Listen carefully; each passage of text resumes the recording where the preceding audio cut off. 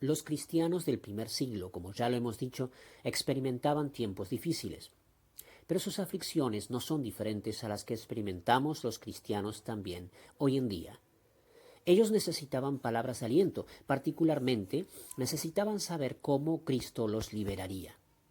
Pues bien, el mensaje del Apocalipsis a las 7 iglesias nos muestra qué es lo que realmente aflige a la iglesia y qué es lo que Cristo está haciendo para liberarla. En primer lugar, lo que aflige a la iglesia es que ya no ama a Cristo como al principio. Ha perdido su primer amor. Eso lo vemos en Apocalipsis capítulo 2, verso 4 al 5. Se ha vuelto costumbrista, moralista, ritualista. Todo lo que hace es por costumbre, no porque realmente ame a Dios. ¿Cómo responde Cristo a esto? Pues quitando el candelero de su lugar, lo que representa el cierre de las iglesias ritualistas o el abandono de la congregación de aquellos creyentes que ya no aman al Señor. Los miles de cristianos que se hallan apartados de sus congregaciones son creyentes que han perdido su primer amor. Por eso Cristo los dejó sin el candelero. Y muchas iglesias que han cerrado sus puertas es porque ya no aman a Cristo. Él las ha cerrado. Lo que aflige a la iglesia en segundo lugar es la persecución. Eso lo vemos en Apocalipsis capítulo 2, versículo 9 al 10. En algunos países los cristianos son reprimidos, torturados y asesinados por causa de su fe. Cristo responde a esto fortaleciendo a su iglesia y prometiéndole la victoria. La tribulación no durará para siempre. Al final cesará y la iglesia continuará. Visto desde el punto de vista individual, sabemos que a veces experimentamos la oposición por causa de nuestra fe, pero Cristo nos fortalece y promete que al tiempo cesará.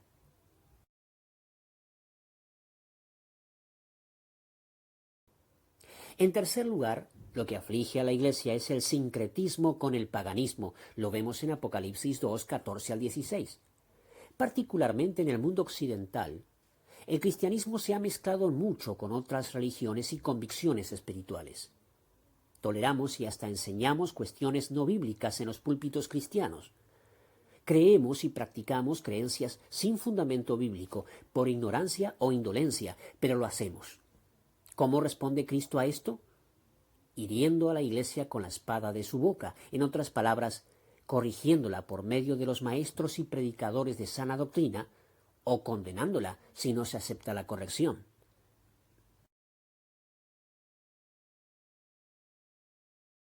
En cuarto lugar, lo que aflige a la iglesia son los falsos profetas. Lo vemos en Apocalipsis 2, 20 al 23.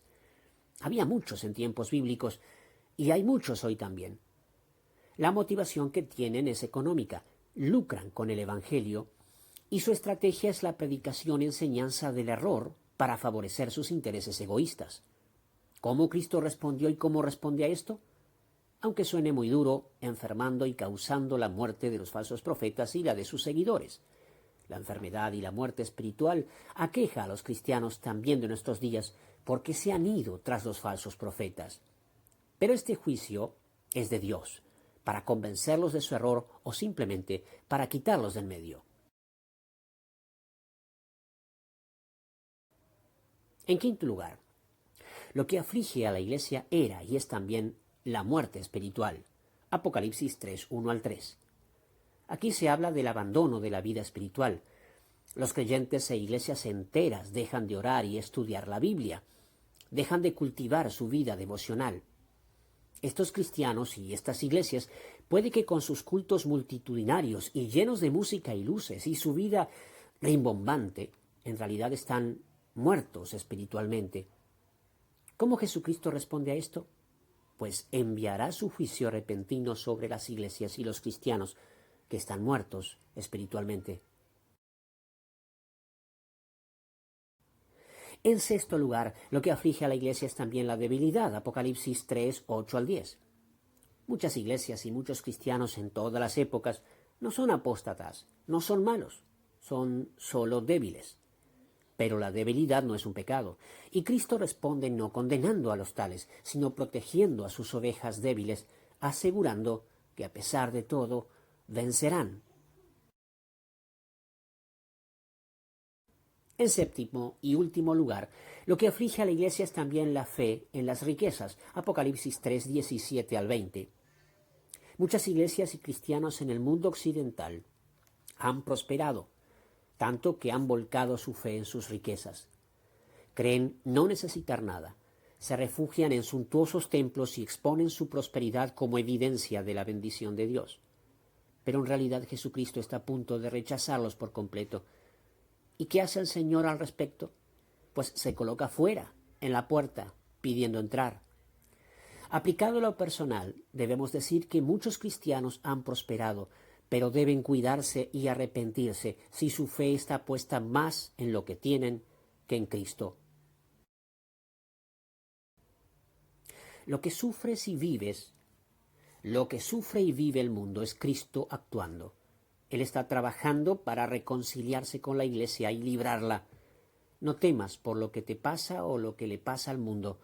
Confía, Cristo está trabajando en tu favor.